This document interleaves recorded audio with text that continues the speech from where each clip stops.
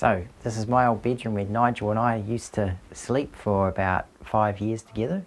That was my bed. This is Nigel's bed here. So we shared this room, and we used to have a tall boy over here in the corner, and we used to share half this wardrobe. This is Mum and Dad's room, where they've slept for the last 35 years. So from this room you get a beautiful view of the rolling country and the hills behind, which are the Southern Alps and Mount Peel, which you can't see unfortunately today because of the low cloud. And across here is usually in crops. At the moment it looks like they've just burnt off a wheat field, and there's quite often cows out there as well.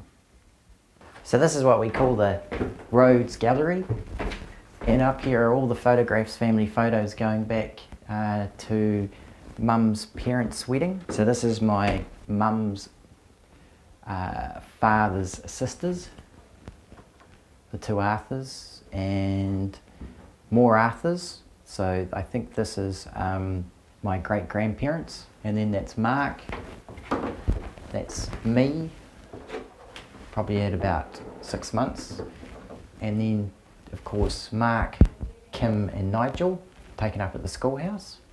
And then these photos here, this would be my great-grandmother, my grandmother,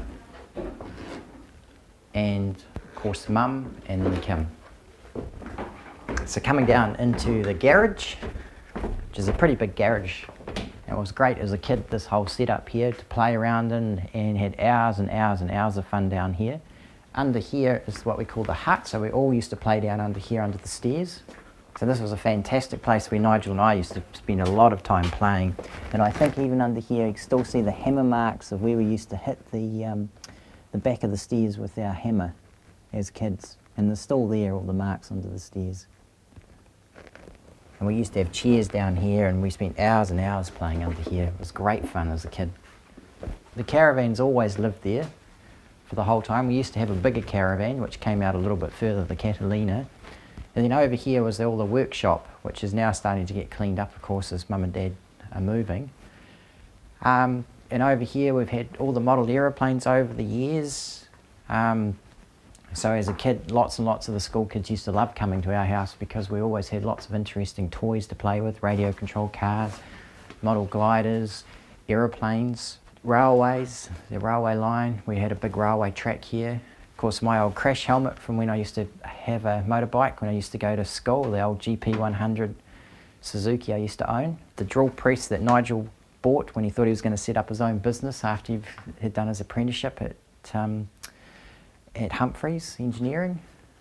And of course all the tools, and there's years and years of tools in here. There'll be my great-grandparents' tools, my grandparents' tools, and of course tools that Dad's collected over probably the last 50 or 60 years as well. So it's a big job at the moment cleaning all of this up. These shelves came from the old school, or the old original Salisbury school, which Dad brought down here when they bought the new school in about the 1975, I think the new school opened. And of course the flooring is from the old school as well, from the old Salisbury school. So quite a lot of history here in this garage. And of course the interesting thing here is the beam running right across the house here, right under the floor, which was a feature Dad wanted to put in here because originally the house was to have a wall across here, which would have been no good to be able to put things like the caravan or the trailer in here. And of course the garage doors, which I think are quite unique and quite an interesting feature of the whole house. I don't see many of these on houses today, the way that they're four folding out doors. So they're quite a unique feature, but they're quite lovely because they obviously let a lot of sun and warmth into the house during the winter. And under here, of course, is the beams. Just some funny little things here that I remember as a kid are the two little hooks or nails that are bent over where we used to put the kayak, which Nigel and one of Kim's original boyfriends bought way back, probably in about 1982. And also up here there will be staples. I'm just trying to find it from Kim's 16th birthday when we had a big birthday party here in this garage, and that would be a few years ago as well. And that's Padlover the cat, which has lived here since about 1993.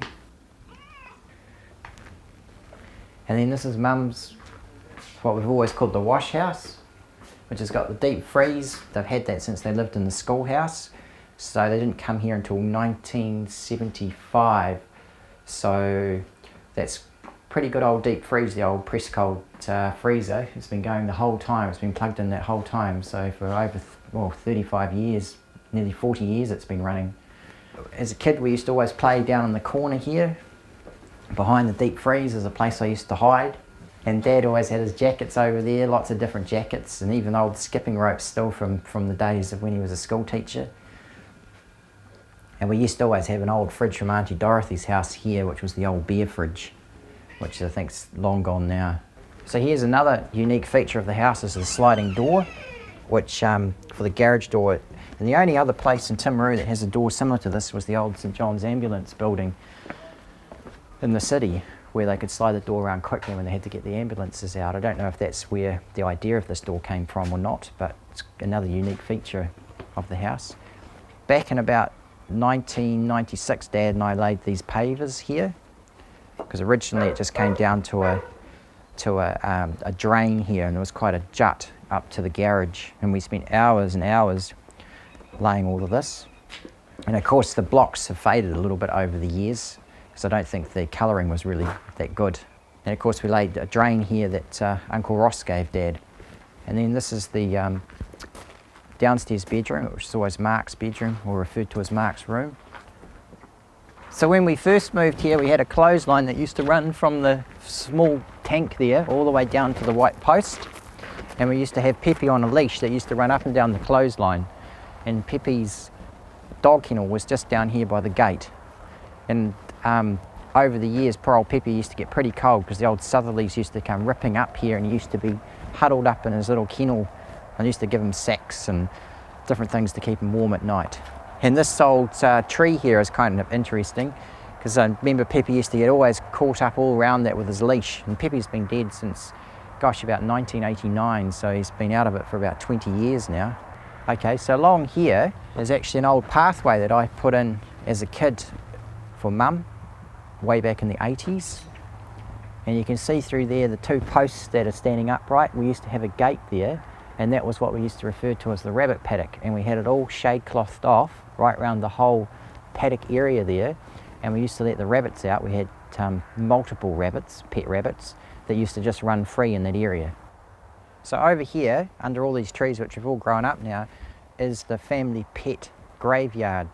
So as a kid we had lots and lots of different pets. We had Pepe the dog, Leo the cat, we had Angus the rabbit, we had Arthur the Muscovy duck, and I had quite a number of rabbits actually, and some of them I've even forgotten their names, but I remember we had Max, Ruby, Jeffrey, which are all unfortunately buried in here. So they're all in there, so lots and lots of childhood memories around this area, and of course the sadness of when a family pet died, which was always quite upsetting, because I always loved my pets. And in here was what we always referred to as the rabbit paddock. And of course we always had the rabbit cages or the cutches in here, and we'd let the rabbits out. And then in the 90s Mum decided, after I'd left home, that she'd grow this into a native garden and planted it out. And we used to actually bring the sheep in here during the winter as well, when they had lambs, to keep them sheltered from the southerlies blowing up from the south. And through here we've got another little gate, which Nigel and I put in years and years ago. And in fact you can still see the old dog's kennel and one of the old rabbit hutches from when we were a kid. And the original old gate, and I think this old gate probably still has the sign on it, possibly. Oh no, it's gone. But it used to have a rabbit barrier sign on it, which we stole off a fence up in the Mackenzie country. And it's still got an old horseshoe on it. The old rabbit hutch there, and Pepe's old dog kennel, which was made out of an old oil container. And just through here were the sheep yards that we had for the 4 or 5 sheep that we always had, which have now been taken out as the trees have been lowered. And as a kid I used to climb all of these trees, but they're always really prickly to climb because of the way that the leaves on this tree used to be quite scratchy and itchy. But it was always great fun as a kid climbing up through the trees here. So this is the old entranceway into the old rabbit paddock, the gate that Nigel and I put in as kids. And of course the old gate that we just saw then used to be across here.